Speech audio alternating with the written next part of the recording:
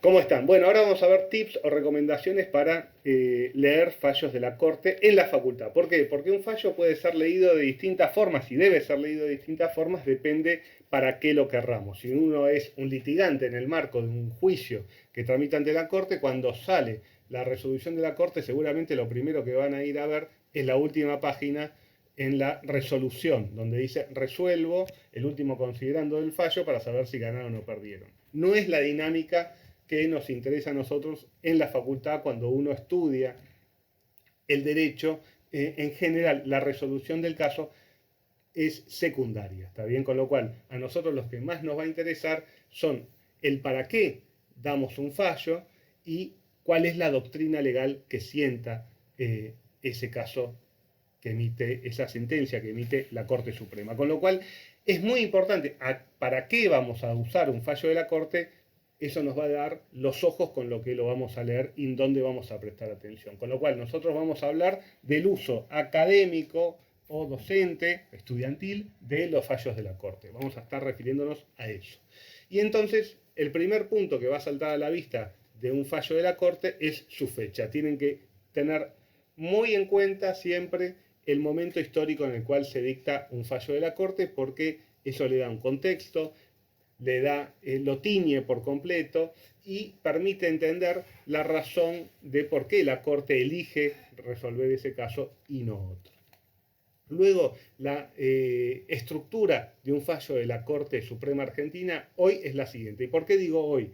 Porque la estructura de los fallos de la Corte fue variando a lo largo del tiempo. Si ustedes toman un fallo de la Corte de tomos 1, o sea, los primeros que falló la Corte, van a ver que la publicación contenía la sentencia de primera instancia, la sentencia de la Cámara y la sentencia de la Corte, y en general la Corte solía hacer una referencia muy amplia a los hechos del caso, eran fallos cortos y tenía una forma de explicar y de fundar los fallos y de exponerlos distintas. Luego, con el correr de los años, se sumó una característica en la publicación de fallos que son los sumarios, estos resúmenes que hablaba en el video anterior, en donde la parte editorial de la Corte elige, considerando esos temas que parecen relevantes de esos fallos, para ponerlos al comienzo de la publicación, de manera que uno obtenga facilitada la tarea de ver qué es lo importante del fallo. Cuando el fallo que se da en clase o que se da para el estudio de una materia tiene sumario, es clave que lean todos los sumarios, porque en principio ahí va a estar el contenido más importante del fallo. Ahora, el fallo puede tener contenido importante de distintas clases. Básicamente hay dos temas fundamentales que son relevantes en los fallos de la Corte Suprema de la Argentina. Uno, los temas procesales, por qué la Corte consideró admisible el recurso extraordinario, y la decisión de fondo respecto del tema llamado a decidir. Eso en general son los dos temas fundamentales de un fallo de la Corte.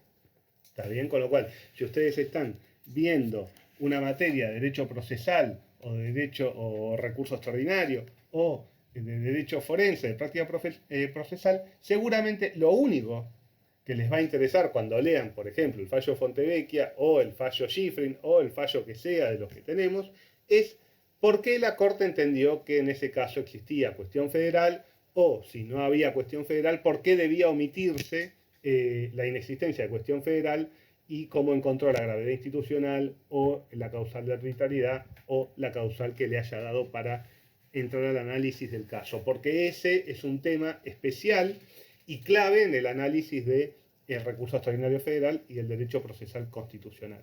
En las materias como las nuestras, que son de derecho de fondo, salvo en las clases de derecho procesal, lo que nos va a interesar es la regla de derecho que sienta ese fallo. ¿Qué dice sobre la cuestión a decidir en ese fallo?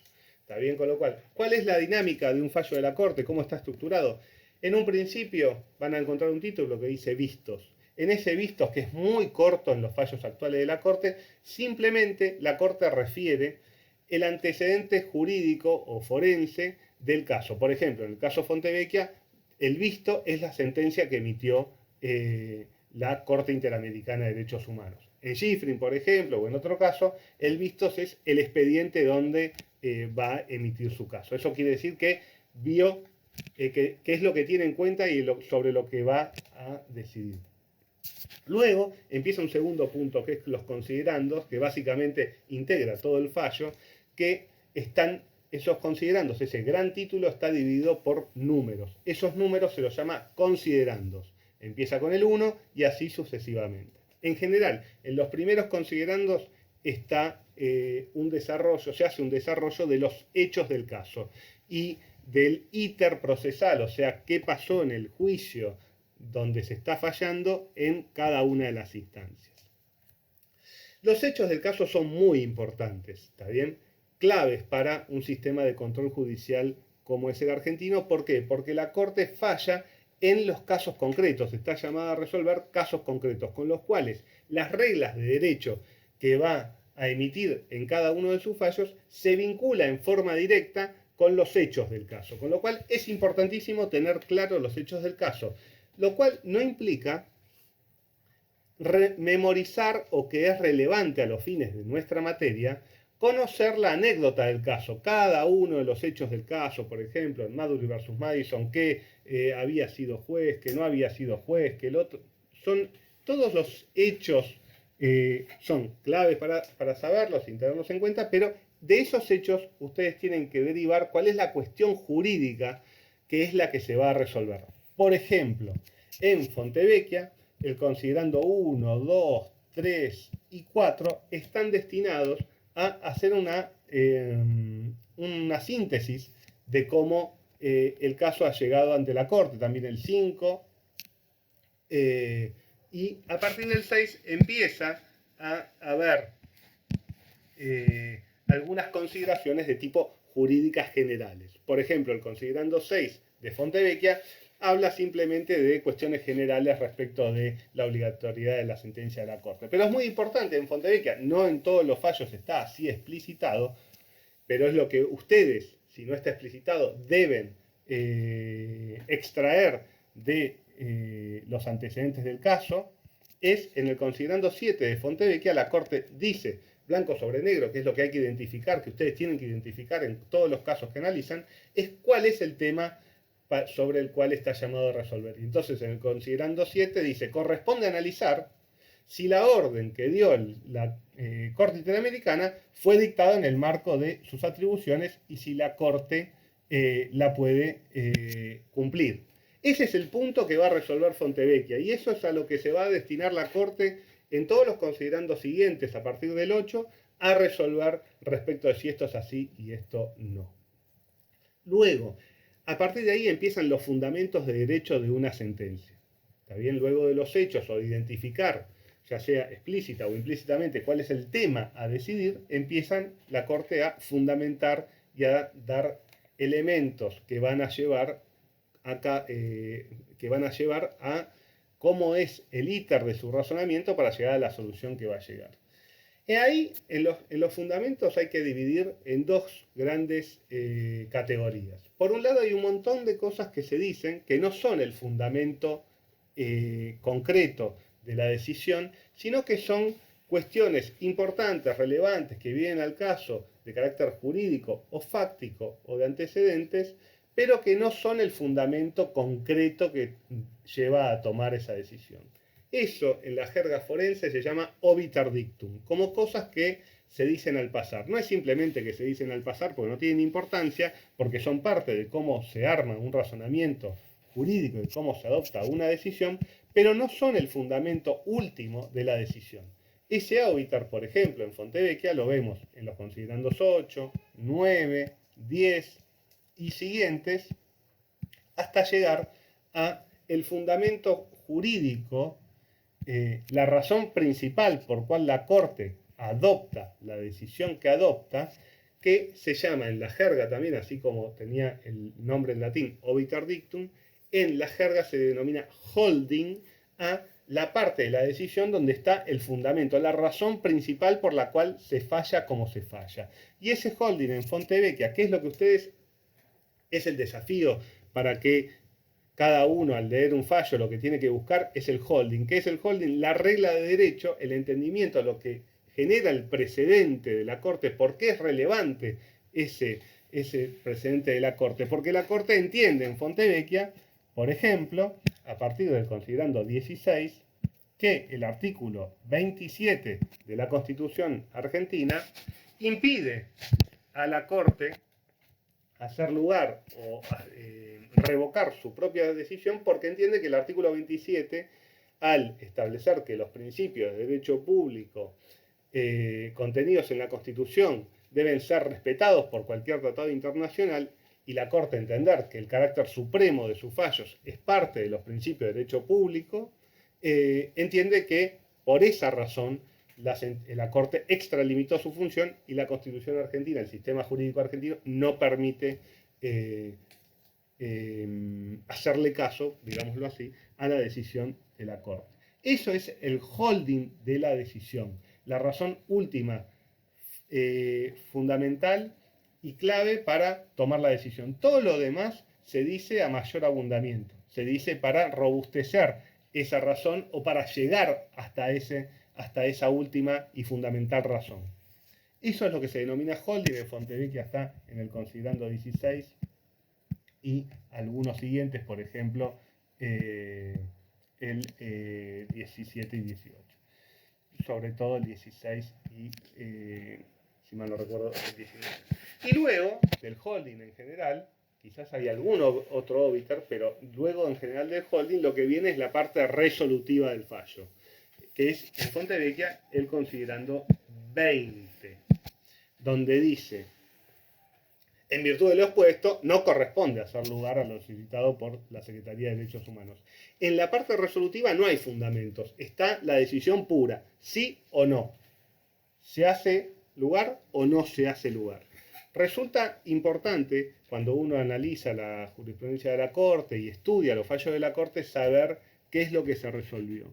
Pero lo principal, si ustedes tendrían que elegir, porque no tienen otra forma de estudiar el tema que recordar algo, lo principal a recordar y a entender, sobre todo a entender, no a recordar, es el holding de la decisión, que es la regla de derecho que ese precedente jurisprudencial estableció, reconoce. ¿Está bien? Esa regla de derecho en el sistema difuso de control de constitucionalidad se vincula estrictamente a los hechos del caso. A diferentes hechos del caso, distinto va a ser la resolución. Esa solución, esa regla se aplica a esos hechos. Y acá viene una advertencia importante o interesante para que la tengan en cuenta.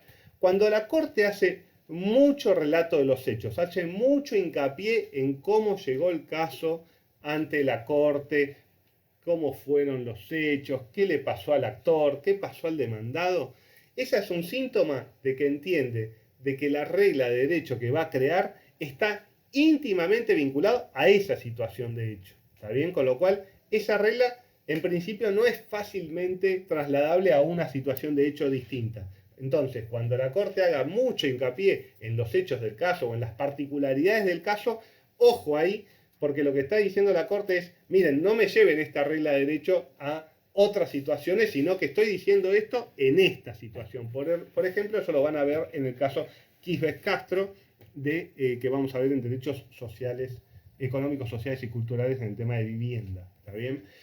Cuando la Corte no hace alusión o hace poca alusión a los hechos del caso, eso nos da la pauta de que la regla de derecho tiene una aplicación más general, no excepcional. ¿Está bien? En Fontevecchia, por ejemplo, donde define concretamente cuál es la situación y cuál es el problema jurídico que está llamado a resolver, el precedente tiene un efecto mucho más amplio, porque lo que está diciendo es: voy a resolver si la decisión de dejar sin efecto una sentencia por la Corte Interamericana es aplicable por la Corte y respeta la Constitución Argentina y la Convención de Derechos Humanos. Con lo cual, el objeto de la regla de derecho es amplio, son las decisiones de la Corte cuando dejen sin efecto una decisión de la Corte Suprema de la Argentina. No es un caso especial de este caso puntual de esta sentencia emitida por la Corte Interamericana, con lo cual es muy importante tener en cuenta los términos en los cuales la Corte plantea el caso, porque la Corte plantea el caso como ella quiere y selecciona el caso porque quiere decir algo en ese momento histórico puntualmente. ¿Está bien? La Corte tiene la libertad total de seleccionar qué casos admite y qué casos no admite. Con lo cual, siempre que la Corte admite un caso es porque quiere decir algo en esa situación. A partir de ahí, luego lo vamos a ver, se van generando las reglas de derecho o los precedentes jurisprudenciales. Pero lo importante es esto, algunos tips para leer un fallo. No hagan hincapié en el relato de los hechos, no es lo más relevante del caso, ¿está bien? Lo importante es que ustedes puedan subsumir los hechos del caso en una pregunta. ¿Cuál es el problema jurídico que viene a resolver la Corte en este caso? En Fontevecchia lo tienen, es un buen ejemplo, por eso lo uso y además lo vimos en la clase anterior, está expresamente establecido en un considerando de la Corte. Bueno, voy a resolver sobre esto. Eso es lo que ustedes tienen que identificar respecto a los hechos. Bueno, ¿cuál es la situación? ¿Cómo puedo resumir esto en una regla general o más abstracta? ¿Cuál es la problemática de fondo que va a entender la Corte? No es si le corresponde o no el beneficio a fulanito, sino en estas condiciones, este beneficio, ¿cómo se interpreta? ¿Es aplicable? ¿No es aplicable? ¿Se entiende? Hay que abstraer, hacer un salto de que esa situación de hecho se transforme en una pregunta a contestar. Y luego, lo más relevante es cómo contesta esa pregunta la Corte. Si ustedes pueden hacer eso con un fallo de la Corte, van a poder entender cabalmente qué es lo que interesa y qué es lo relevante para ese tema. Y acá un tip más. Es clave que vean cuando leen un fallo para una materia en el marco de qué tema se da. ¿Está bien? Porque, por ejemplo, no sé, Bastarrica, que es un caso que damos en autonomía, tiene también material para ver temas de derecho procesal, de por qué fue admitido, por qué no fue admitido el caso, si era o no materia federal lo que se discutía. Entonces, si uno está viendo que el tema es autonomía, va a la resolución de los temas y a las preguntas referidas a autonomía. Si uno está viendo control de constitucionalidad de la Convención Constituyente, va a la parte que habla de eso, no le va a prestar atención o la misma atención a los temas que hablan de procesal o que hablan de otros asuntos que el fallo pueda estar refiriendo. Con lo cual es importante que ustedes concentren y tengan claro en el marco de qué tema estamos dando ese fallo para que ustedes puedan afinar el ojo e ir a fondo a entender el porqué de ese fallo y el porqué de la importancia de la regla que emite la Corte en ese caso. Espero que les sea de utilidad esto. Si les generan dudas o consultas o no se entendió algo, por favor háganmelo saber al mail de la cátedra, gargarelataubersans@gmail.com, y evacuamos las consultas que sean o mejoramos este video de tips que espero que les sea útil. Les mando un abrazo a todos y a todas.